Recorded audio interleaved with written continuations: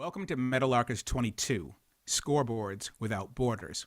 Kate Fagan will be joining me in a minute, as will one of our charter members, Tom Haberstroh. Welcome back, Tom.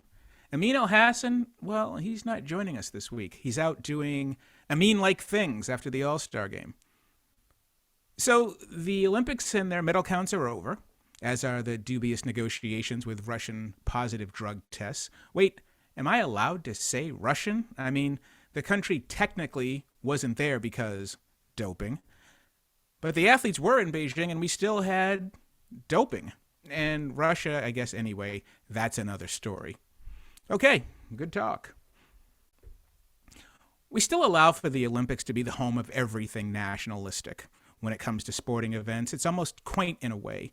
Every 4 years, learning about some snowboarder from unknown Minnesota who maxed out their credit cards for the dream of one day reaching the medal stand. These heartwarming human interest stories have been a staple of the Games. But outside of the ritual of the Olympics, the world is far more complicated. On the one hand, the sports industrial complex has demanded globalism while at the same time selling tribalism. Personally, I'm not a nationalist. As a huge tennis fan, I root for styles. I root for players I like to watch.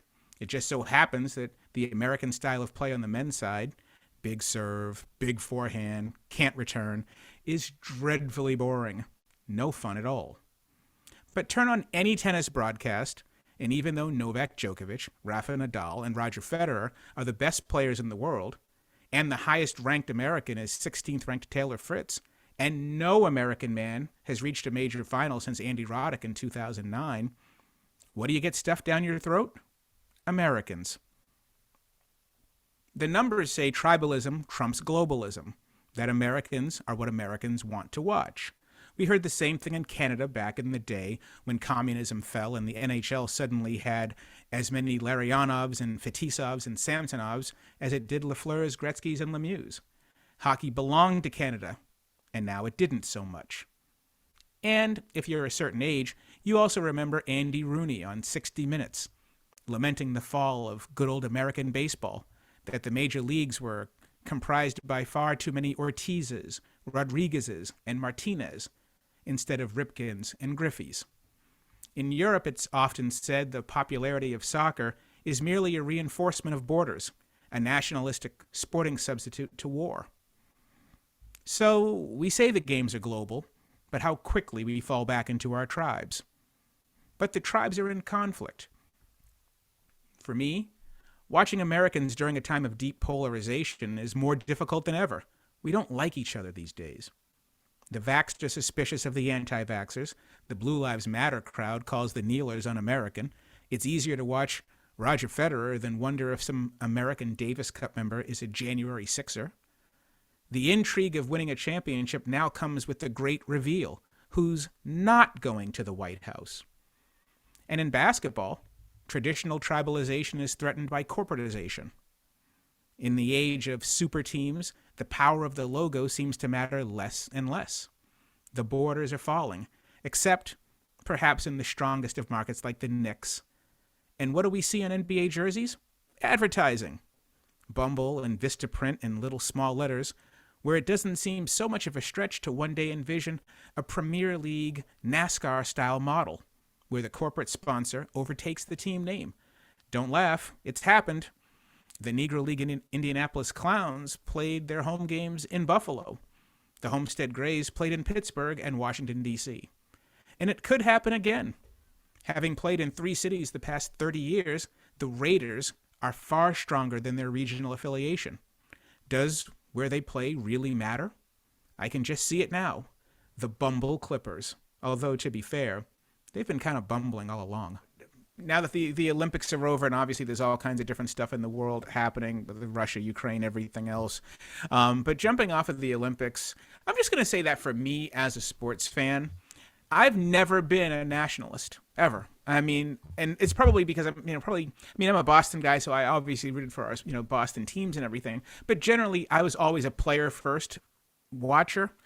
And so, like, even international sports, the Americans, like, I'm a Winter Olympics guy, they always got killed and everything. So I always watched my favorites. I watched athletes that I liked. And even in sports where Americans were dominant in terms of international sports, like tennis, I wasn't watching them because they were American. I was watching my favorite players. And it just so turned out when I was a kid, my two favorite players were Czech, Ivan Lendl and Martina Navratilova. So I'm just wondering how important this is for you, both as journalists watching this and then also just in growing up. Like, how important is the nationalist side of being a sports watcher? Yeah. Well, Howard, I actually, my sports story is almost the opposite of yours in that I was never drawn to specific star players. I like the way I think of it in my head is like, what is the organizing principle that brings fans together to teams or to players? And I think we can definitely discuss like how those organizing principles are shifting. But when I was a kid, I was fully bought into my favorite teams because of family, community, very in-person connections. I, of course, New York, then right? New York. And then I, of course, had my favorite players at various points. But I mean, if you take the clearest example for me of my favorite player of all time, and I reference this as frequently as I can, was John Starks with the Knicks. But when John Starks was traded away to Utah, I didn't follow him to Utah. I stayed a Knicks fan. And so I have been thinking a lot, jumping off of the Olympics and nationalism. I think what I'm drawn to in sports, and I'm sure a lot of people can relate, is the organizing principle of community, of ties. And for the Olympics, for me, that becomes very quickly storytelling. So it's hard for me to untangle whether the American I rooted for in speed skating, outside of Bonnie Blair, because of course we all rooted for Bonnie Blair, but like outside of that, was it because I was given the story? Because they were more predominantly giving me the stories of the Americans, because I noticed very quickly when I would watch gymnastics growing up, if there was a great Romanian team and they told me a story of one gymnast's hardship, then I started rooting for her. So it's hard to unpack the nationalism from the storytelling as an organizing principle as well. Yeah, for me, I didn't watch a single minute of the Winter Olympics. Of this past one or growing up? This past one. Growing up, I would. And I think it was more of a family thing. Like me with my brothers and my sister, my parents, we would sit around and watch figure skating or downhill slalom, whatever it is, and we would be riveted, right? I don't know if it's the family nuclear get together, the gathering, the appointment viewing of the Olympics, the Winter Olympics, or if it's a little bit of what Kate is saying is, as I got older and it's 2022 and I have my own kids, I remember telling my wife, we should watch figure skating with our daughters, or they love ballet. And I figured, hey, we can watch figure skating. It's kind of a similar thing. Maybe like we can tie some Frozen Anna Elsa in there and they'll get really into it.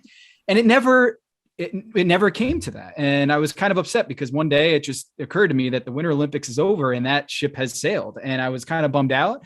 And I was trying to unpack why that was happening, is why it came and went. And I didn't feel this pull to the TV.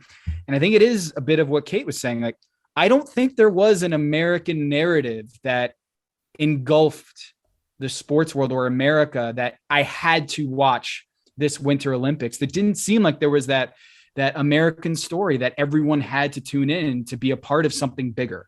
Is that what it is? I mean, is that what it is, Kate and Tom? Is that really what it is? Or is it the fact that the Olympics don't feel like appointment viewing anymore because I don't even know what channel they're on? And because now that they try to do everything in real time because of the time zone changes and everything else, I missed damn near the whole thing. I caught replays of things after the final score and everything, but generally speaking, when we would watch the Olympics, no matter where it was, at some point at 8 o'clock or 7, whenever it was, you sat down and you watched even the highlights of what happened that day. And that didn't happen at all this year.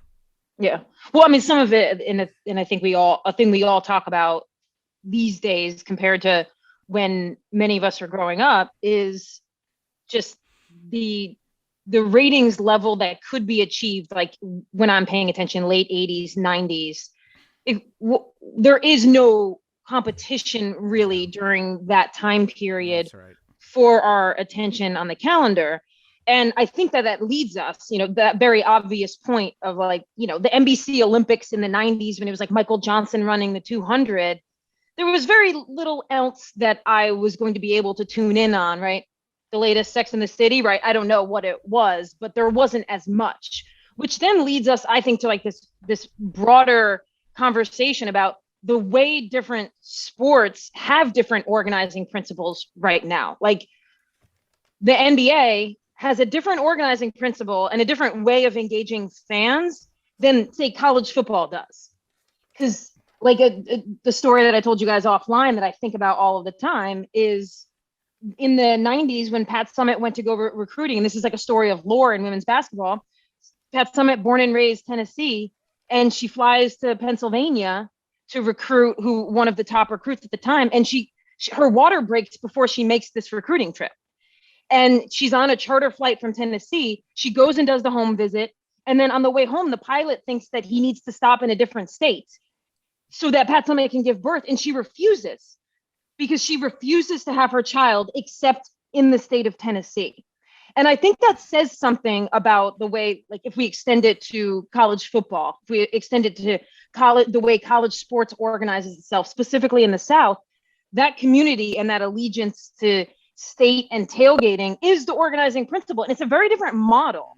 It's a much more like in-person, very strong ties model that exists there compared to something like the NBA, which has a different upside, right, Tom? Like you got Top Shot, you got digital highlights, you've got global scale, but are the ties as strong? Because I have this question all the time. I'm like, cool. So like, I love the Knicks because my dad loved the Knicks and my mom loved the Knicks. If I'm a Steph Curry fan and I follow him wherever he plays, like what happens when he's not playing anymore? What is your organizing principle going forward? Exactly. We're going to jump on that in a sec. But before we do that, I want to ask, are you a big international sports? Do you guys watch international sports? Are you like FIFA people or where is your international game at? Yeah, mine only extends to like Euros and FIFA. When it comes to like, I don't watch tennis, like that. Yeah, I'm purely like, I'll watch Luka Doncic in EuroLeague before he comes over to the United States, but I'm not going to be watching soccer, international soccer or tennis. No. So, but you're a hockey fan though, aren't you? Me? No. Yeah, no. Hockey. So, No I didn't know. So, I mean, you're a New Englander, right? I am, but I'm in the weird, like, I don't know, growing up, there were pockets of towns that would be into hockey, but me, I was basketball. You can't be both, right? You're either basketball in the gym every day playing basketball, or you're in not the ice playing rink. both, but watching. You had to be Bees and Celtics, right? My uncle was a big Rangers fan, but me, I was basketball and baseball and football. Where did you grow up? Westport. Oh, never mind then. Oh, you're a Connecticut. Never mind. Okay. Yeah. There's just. It makes more sense now. I Connecticut. thought you were a New Englander. You're not. You're a Connecticut. Whatever they call those folks, right? Those Speaking of borders, right? Wait, is Connecticut not part of New England? Are we the tri-state area? We're overlapping both? Exactly. You're one or the other. You're either part of the tri-state area or you're part of New England, depending on where you are. Very much true. But yeah, the reason. So in other words, so the Olympics is probably for this group your international sort of exposure, right? If you're not huge international sports people, then the Olympics was the spot, unless you were watching like the World Championships or something, or Wide World of Sports growing up. And also, full disclosure, because I'm so damn old, it really was, Kate, no competition. It was 3 networks. We didn't get cable until I was in college. Yeah. So you talk about appointment viewing, you got your 3 VHF, and you got your 3 UHF, and that was it.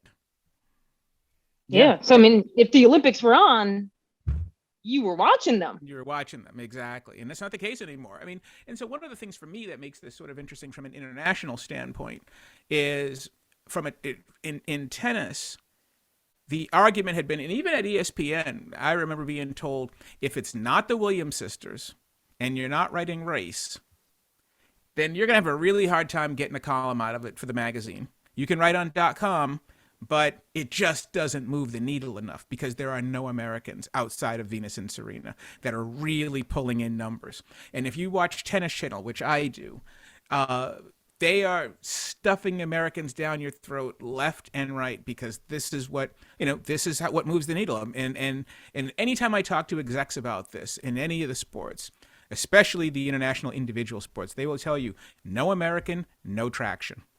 And historically, tennis has been dominated by Americans and Australians. So you can go back to the Open era.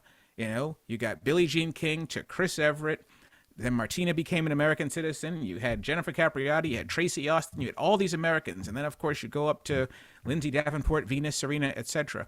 And then now there are tons of American women in the top 100, but nobody who sticks yet, right? Sloane Stephens has won a Grand Slam. She's won a major. Sophia Kennan's won a major. But it's now that Serena's gone, there's this gigantic void. And on the men's side, it's even worse. You haven't had a male player even reach a final since Roddick in 2009 against Federer in Wimbledon. So the argument is, without Americans, people are not going to watch this sport. Even though we're in a golden age of Federer, Djokovic, Nadal, you know, you've got these huge, huge players, but no American, no viewership. Yeah. When I was at NBC a couple years ago, when David Stern passed away, I remember writing a column about how his legacy was how he made the NBA a global game. Yeah, it's the international game, 100%. That he put Michael Jordan and everybody else in the 90s, the 92 Dream Team, and everybody after that made sure that it wasn't just a domestic sport anymore. It was a global sport. And now, as Giannis Antetokounmpo is in the NBA Finals and winning the championship, and you have Nikola Jokic, who's the MVP in the NBA. You have Luka Doncic, who took the world by storm his rookie season.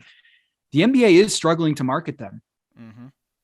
I was going to say, Tom, and I hear it's an 80% black league, 78.2% black league, but that's not really what we're saying.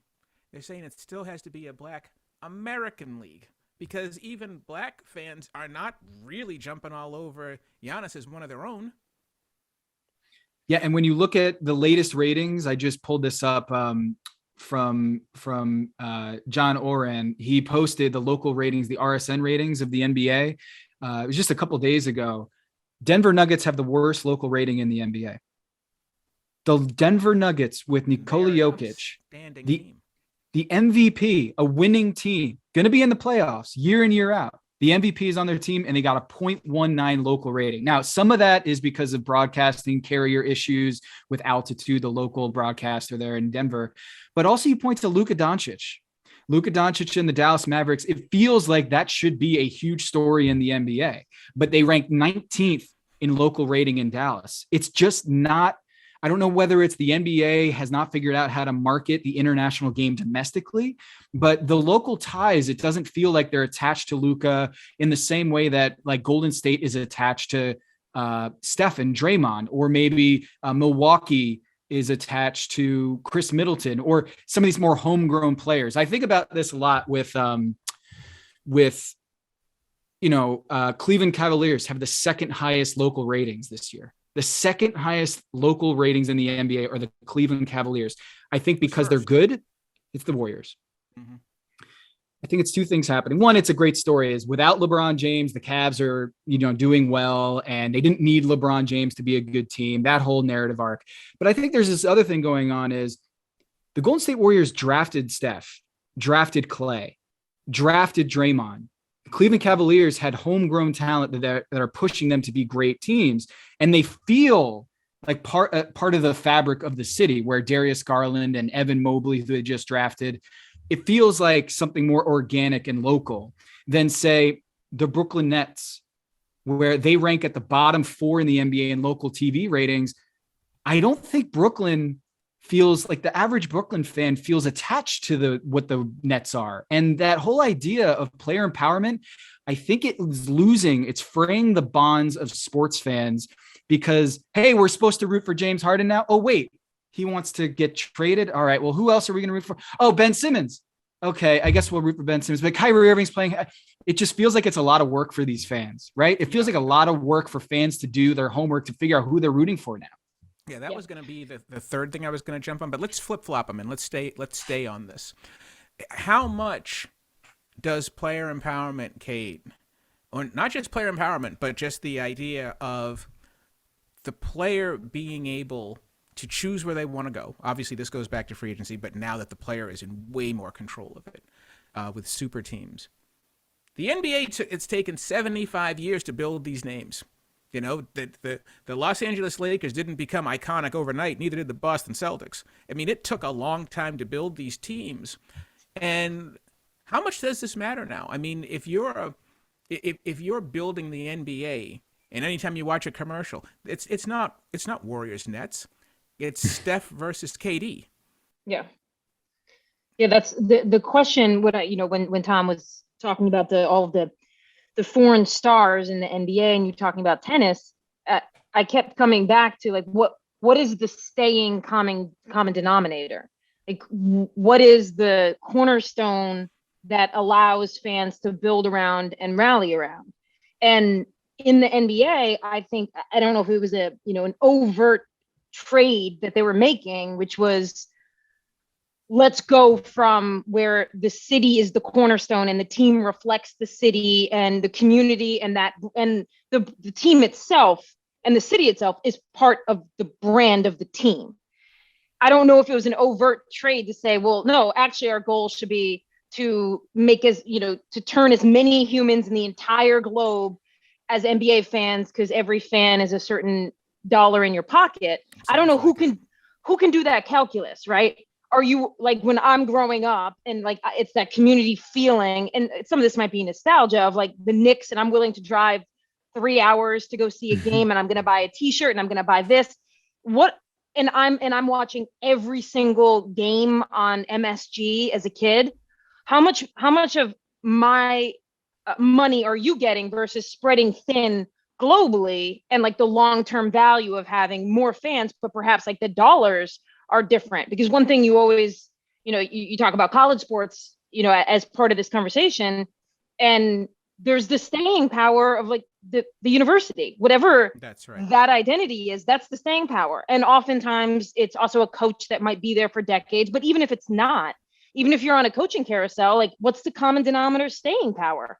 It is allegiance to a university. So it's like, when sports get away from like, you don't have a common denominator staying power, we should at least be cognizant of like, what is the pitfalls of that going forward? Yeah, well, somewhere this goes back to one of the themes of this show that we always focus on, which is sort of the empire, globalization against community. But these two things are constantly in opposition. I was in New York over the weekend, and I'm walking down Fifth Avenue, and I passed the NBA store.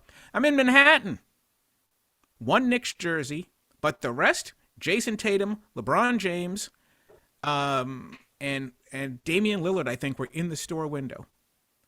And I remember, obviously, as a kid, when your parents went to a city, you wanted them to bring you back something from that city. Mm-hmm. But now that doesn't even matter. You can get everything everywhere. So it doesn't make a difference. Remember when my parents went to Toronto, they went up to Niagara Falls, and they went to Toronto, and they came back, and I got a Toronto Maple Leaf shirt. And it was the greatest thing ever, because I'd never seen one of, because you can't buy one of those in Boston. Now you can buy one. If you want a Austin Matthews jersey, you can go get one at the local store here, right? So all of these things do begin to sort of erode some of the reason why we're here. And I wonder, Tom, what you see. I mean, this isn't going away. It's only going to get bigger. And I think when we were talking offline, you were also mentioning the fact that you also have another sort of threat to the power of that brand. And that is, now you've got corporate logos on the front of the jersey sharing space with the Golden State Warriors and with the Dallas Mavericks, etc. Yeah, how far away are we from the crypto Lakers? Like in we're not very far. Where you've got Fly Emirates across the jersey, and you really don't know exactly who's playing. Exactly, Howard. And we have these patches on jerseys now, and some of them make sense, like local brands on the jerseys, and there's a lot of product placement there that reinforces the local bonds, right? It strengthens the identity of the local team. But then you have crypto, right? Like where LeBron James is having a national, in the Super Bowl commercial that was really cool. I actually like that commercial a lot, of LeBron talking to his younger self and the CGI. And at the end, you're just like, wait, that's a crypto ad, right? Yeah. So I don't think we're very far away from the NBA saying, okay, why are we calling it the Los Angeles Lakers when we were pulling them from the Minneapolis Lakers? And it doesn't really make much sense to call them the Lakers anymore. Let's just start rebranding this. We've already got the logos on the jerseys. Instead of the LA Clippers, they're going to be the Bumble Clippers or what have you. Like, you can go on and on and on about this. The door is open, and I only think it's going to be cracked much more wide open because that void that the Adam Silver regime has created, which is, we want to push player empowerment. At the All-Star game, it's not East versus West anymore. It's Team LeBron versus Team Durant. And we want to keep pushing in that direction of, we want you to watch the stars. We want you, who cares about the city bonds? See, but here's what I don't get, Tom. You got to help me with this, because I think that there's a contradiction at work here, right? Number one, you just started talking earlier about how, Denver and Dallas aren't drawing. Right, that they're not, and the Nets, they're not connecting locally. Okay, so doesn't that suggest at the very least that this strategy isn't really working? I mean, yeah. Don't you need to have an anchor somewhere? I mean, and Dallas has got supposedly one of the best players in the game, one of the best young players in the game in Luka. So it's not like they're losers. It's not like they're out there winning 18 games a year. You do have some tent poles there that you are supposed to be able to connect the community to, but that doesn't sound like it's even working, but yet that is the strategy. Yeah, I mean, maybe this changes if Luka makes a run to the finals and he becomes a more national story, but I feel like that story is already told. Like, you can do the story of Luka the kid and have everybody rally around like this boy wonder, right?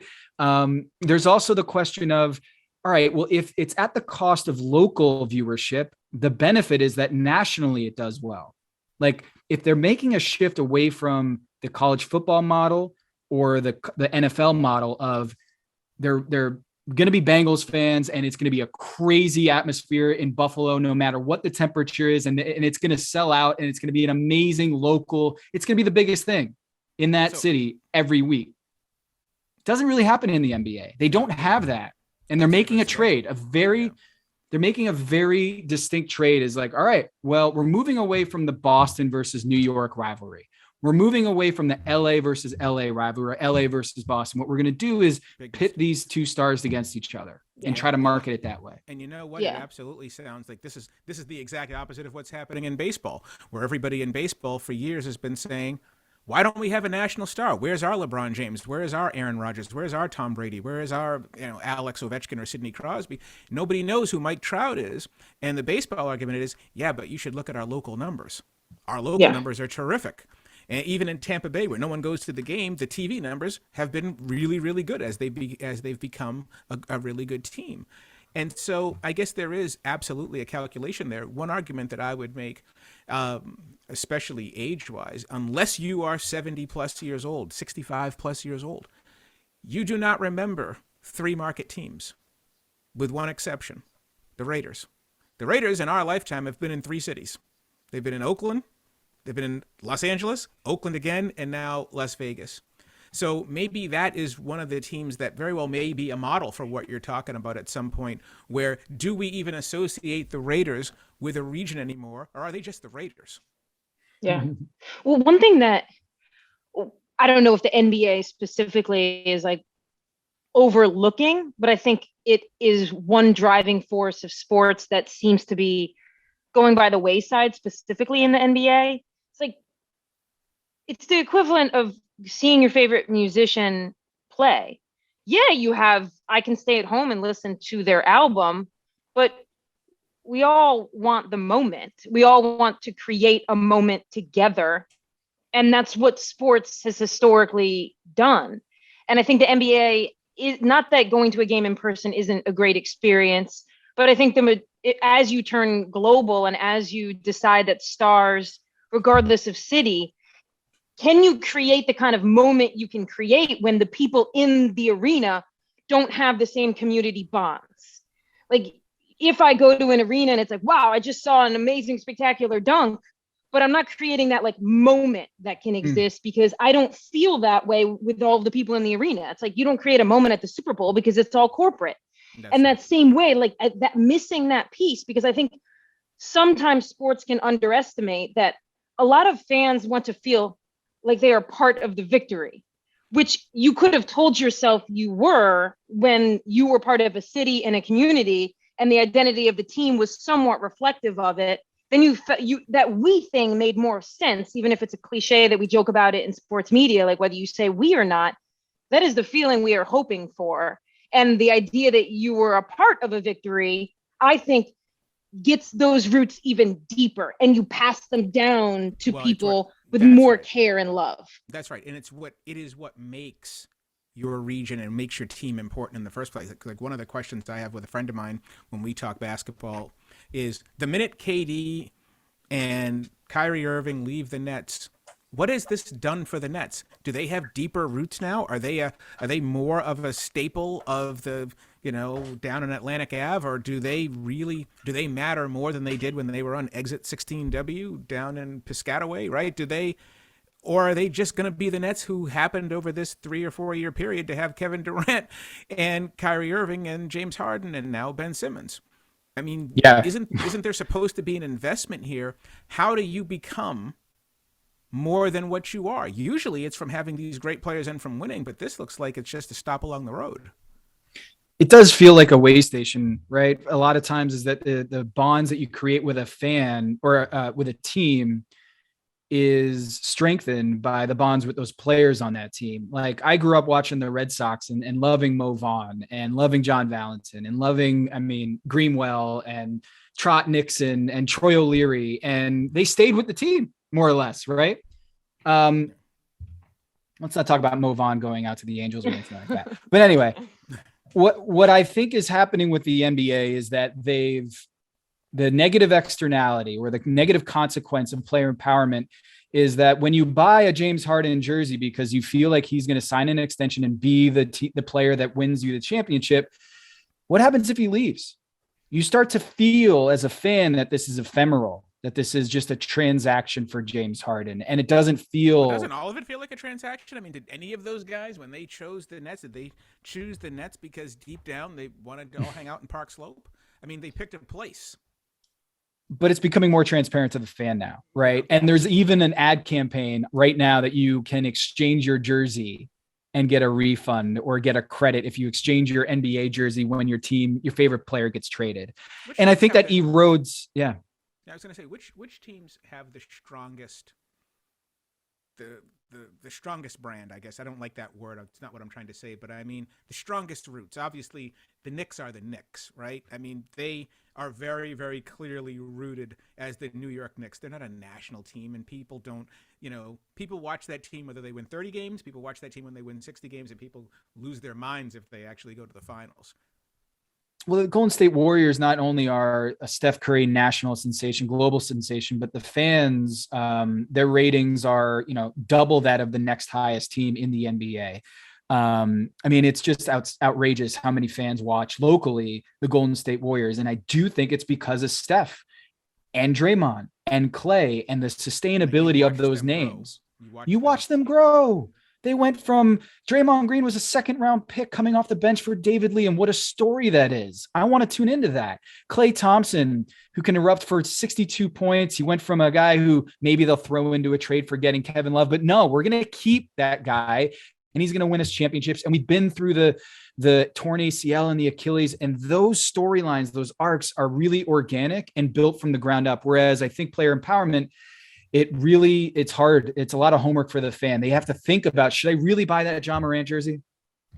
Should I? Well, because like next, it's like the cheating thing, right? If if you're cheating on somebody, eventually they're going to cheat on you, right? So if you're going to be here with this team for X amount of years, you're also going to move on to another team, which is very, very different if you're homegrown. And if you get drafted by a club, it just feels different. Yeah. That's right. It seems like there's a lot of parallels to the conversations that are going on and the articles that have come out in the last year or two about the death of local journalism and how when small papers go away, when community papers go away, it tears apart communities in unforeseen ways, right? Because they don't understand the bonds that are connecting them to their neighbor, and they don't understand the issues that are actually at play in their community, then they become more focused on these global, polarizing, divisive storylines and creates discord in communities. It feels like there is a parallel there between, not the death, because I think that there are certain areas that are still doing this really well. Like, for all of college football's flaws, whether it's something that they are consciously cultivating, the community roots and the tailgating and the in-person experience and the shared moments is a thing that exists in college football specifically. Are also part of those communities, right? They are, when you think of those college towns, the first thing you're thinking about is the college. And so it really does have have that sort of bonding. It has a bonding effect. I really wonder, when you're looking at how this is going to sort of play itself out over time, what happens when there just aren't that many? There just aren't that many teams that can carry any sort of traction, right? Like, do you really care about the Utah Jazz? Or do you, I don't know what their numbers are. I mean, are these teams, are they stable? I know people talk about the Oklahoma City Thunder as never really being home, and yet now that Seattle doesn't have a team, people are just, is that just nostalgia to want Seattle to get a team back? It reminds me also of what you were saying earlier, Kate. This was one of the reasons why in New England, in the real part of New England, Tom, not the tri-state area, the real part of New England, where New Englanders live, it was really difficult for national chains to get in here. Couldn't get a 7-Eleven here. We had Cumberland Farms. You had Christie's Market. You couldn't Cumbies. Exactly. You couldn't get a Home Depot in here because we had Lechmere and some of those. You couldn't get. It took forever for Walmart to get in here because we had our local stores and people weren't going to, they weren't going to shop at the other places, right? I mean, and the same is true, especially for food. People don't really go to Subway in New England, because we have our own sub shops. Why would you? Or that would be like going to Subway in Philadelphia, the home of the cheesesteak, right? Certain places it doesn't work, but then eventually it does. Now there's a Home Depot and a Walgreens and a Walmart everywhere around here, people. And then on the flip side, which used to, CVS used to be ours and Dunkin' Donuts used to be ours. Now those are going national, right? So they're expanding in ways that they had never in the past. So these lines are really blurring, and you can see which communities can sort of sustain both and which ones become completely homogenized. Yeah. What's interesting about the All-Star weekend, and not just about Team Durant versus Team LeBron. It didn't rate well. I don't know if it's really capturing America in the same way that the league wanted to. But the other thing that happened during All-Star weekend that caught my eye was the NBA at the Tech Summit. The commissioner was promoting the idea of the NBA joining the metaverse. And I was trying to think of NFTs for everybody. Yeah. I was trying to think, would I ever think Roger Goodell would do that? Yeah. Like, would Roger Goodell think about this other universe that they're trying to, colonize and populate and own? Or is Roger Goodell thinking about, let's just make sure we sell out every one of our NFL teams and figure out how we can maximize these games every Sunday? Yeah, but the NFL model is so different though, right? Because the NFL, you've got a day of the week. Local money in the NFL is something that guys fight for behind closed doors because you've got national contracts and you've got 60-40 revenue sharing. So you've got such a basic setup that is made for television. It's made for conservatism in a lot of ways, because you know what you can count on. Whereas if you've got 82 games and 41 on the road and 41 at home, and some games are on Tuesdays and some games are, it's much more difficult to hold on to your fan base, and also you're competing at the exact same time in the same building, usually with a hockey team, whereas football pretty much has the joint to itself most times. Yeah. It does seem like it should be the canary in the coal mine for the NBA. The stats you were sharing, Tom, about the way the Mavs rate and the way some of these teams with huge international stars, the way they're rating, like that, not that it isn't, right? Like, I'm sure the NBA is considering these things, but Howard, going back to the original question you were asking there, but like, where do we go from here, right? Maybe it's to the metaverse for the NBA.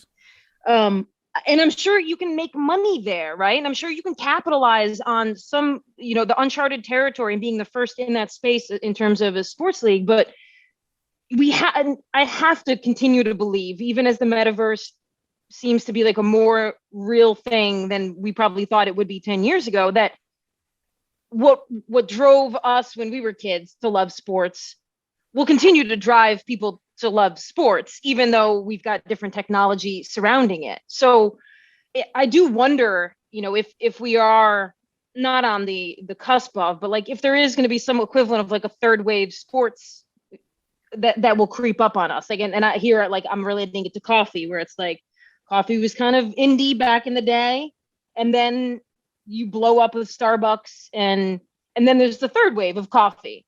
And I do wonder if there's going to be people when they're spending money on sports in person. Like here I live in Charleston, we have the Charleston Battery, which is a minor league soccer team. Like if I wanted an in-person experience, would I drive to Atlanta and go to an NBA game that would feel super corporate? Or would I start saying, you know what, I'm going to start understanding the Charleston Battery team and where they play and what the dynamics are? Because I think, especially as someone, because it's like obligatory women's sports reference for me, but when I was talking to Allie Krieger and Ashlyn Harris, two U.S. women's national team stars who signed with Gotham FC, and I was just asking them about building the NWSL, and all they could talk about was like being in the community. Yep. They were like, we have to be, and this is New York, even if it's Red Bull Stadium and it's across the river, all they could talk about, they weren't like, we have to win, right? Or we got to make sure we get a big U.S. women's national team star to play alongside us. So like, we have to be in the community every day. After every game, we have to sign autographs for an hour. We will be in the community all season long. Planting seeds right there, right? And this is how those seeds get planted. And the point is, again, like when I was asking you, Tom, about which markets really have that thing, when you are in Boston, as you know, you are rooting for the Celtics, the Patriots, the Red Sox, and the Bruins, right? When you are in New York, it's either or, Giants or Jets, Mets, Yankees, Rangers, and if you're out on the island, then you root for the Islanders, and the Devils are over on the other side. They're in a different state, right? Philly, same thing, right? So some of these places they did win in terms of creating that tentpole. Like the argument had always been, well, that the players make the game, and if the players make the game, if the players start their own league, that people would just go to where the talent is.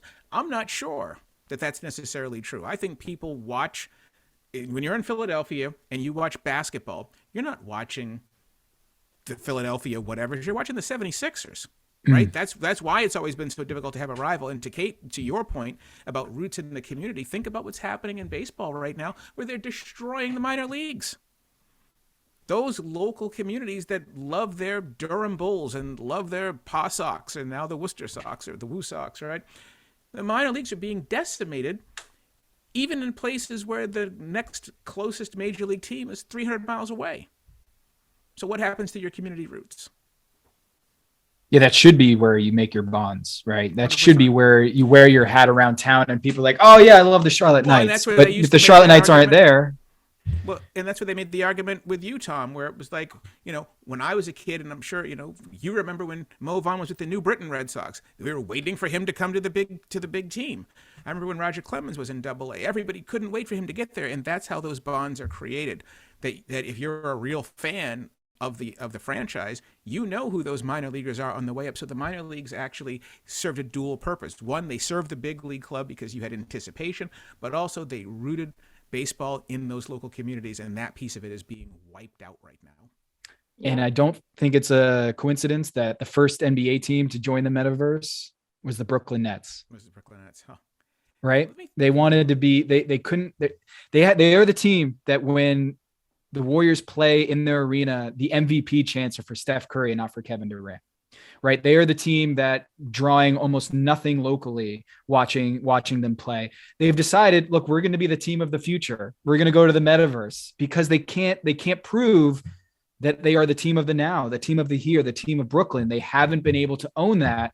And so they're searching. And I think it's really interesting. Cleveland and Utah do a really good job of rating locally. And I'm still going to hammer this point. I think a lot of it has to do with Donovan Mitchell and Rudy Gobert have been with that team in Utah forever. And they've been trying for years to make that work. And in the playoffs, it all self-combusts.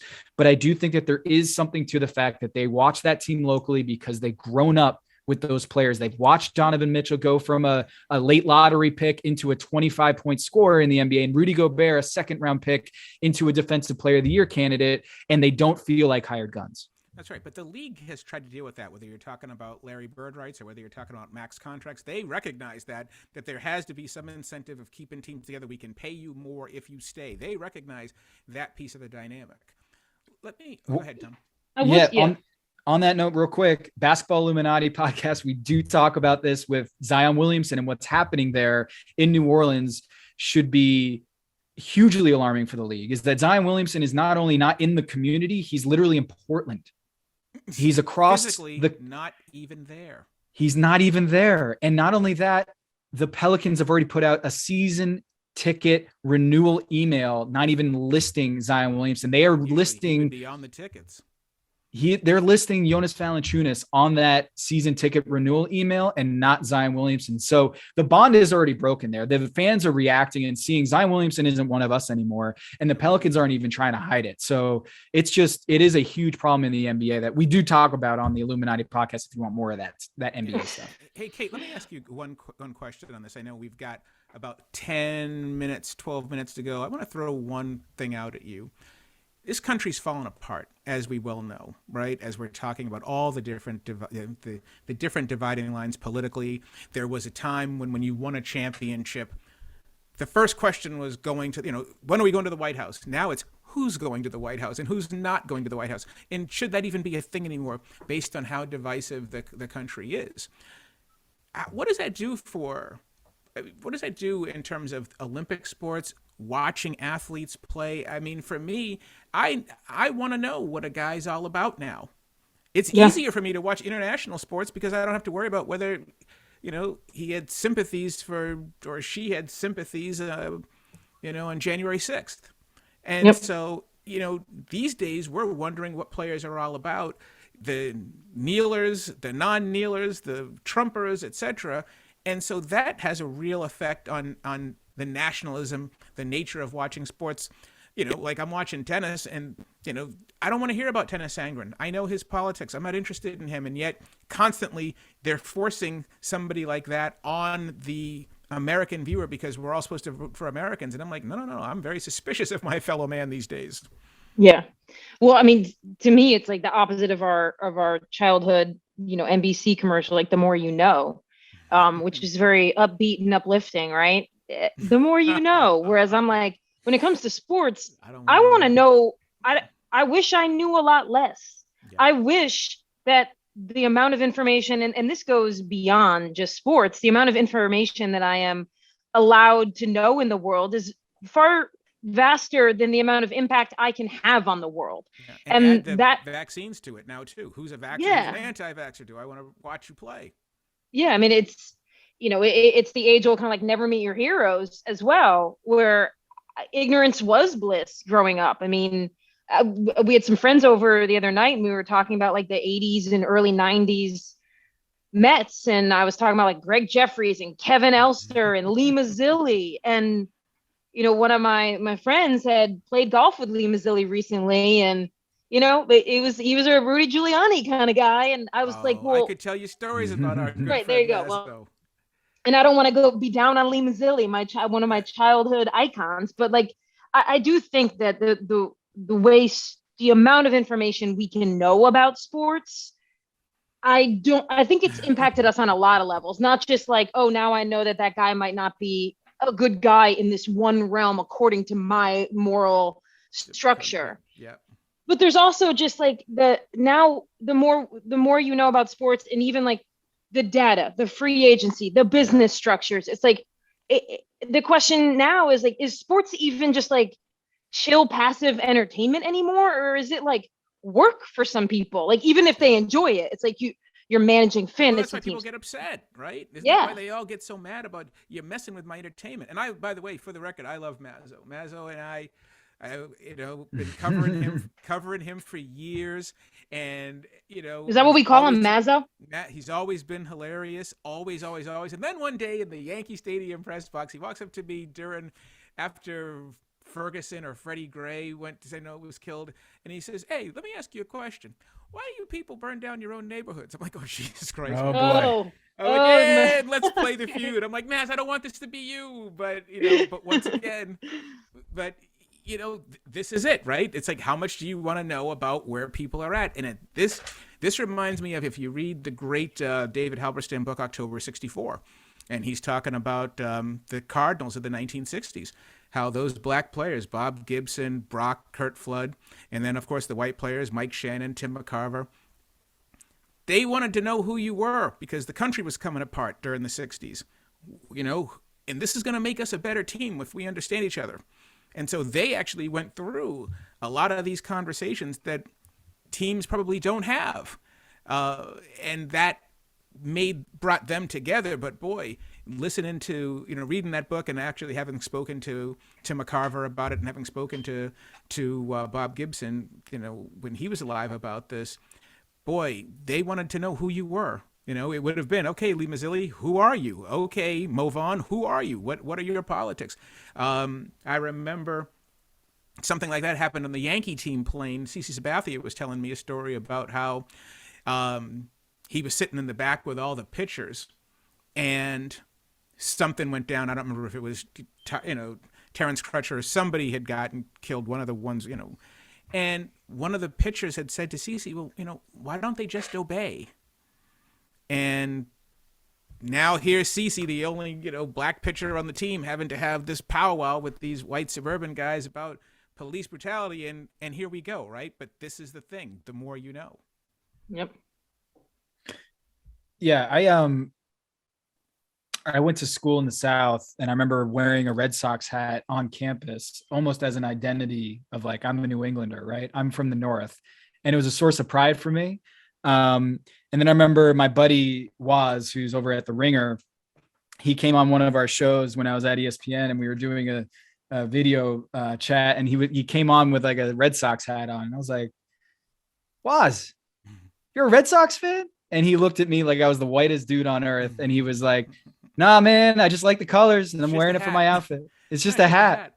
And I was like, it's not just a hat. Exactly. But that's a legitimate shift in sports. Like growing up, you'd be somebody was wearing something of the team and they were a fan of that team. They had a reason. Team. Exactly. They had a story behind it. Their dad grew up there. Their mom's family's from there.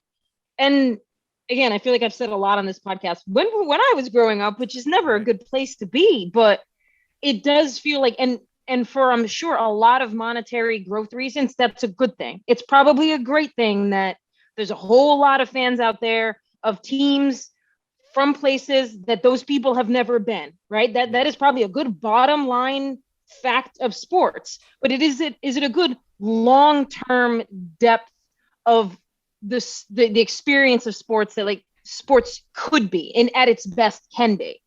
And can you win if you're the business? Can you win without tentpole franchises? Can you win without the New York Yankees? Can you? I mean, it's what the, you know, although I'm sure baseball fans are like, yes, we can. We can have the next two generations not include the Yankees. Are you the NBA without the Boston Celtics and the Lakers? And, you know, and for certain periods, even the Spurs and some of these, now the Warriors. Can it be that fungible? Or do you need, for me personally, I like having teams love or hate that you circle. It's a big game when you beat Duke, you know, when these guys, if Temple could have ever beaten them, right? It was a big deal. Certain games you circle, you know, as much as people hate the Dallas Cowboys, you were aware of them when they're in town and when your team plays them and beats them.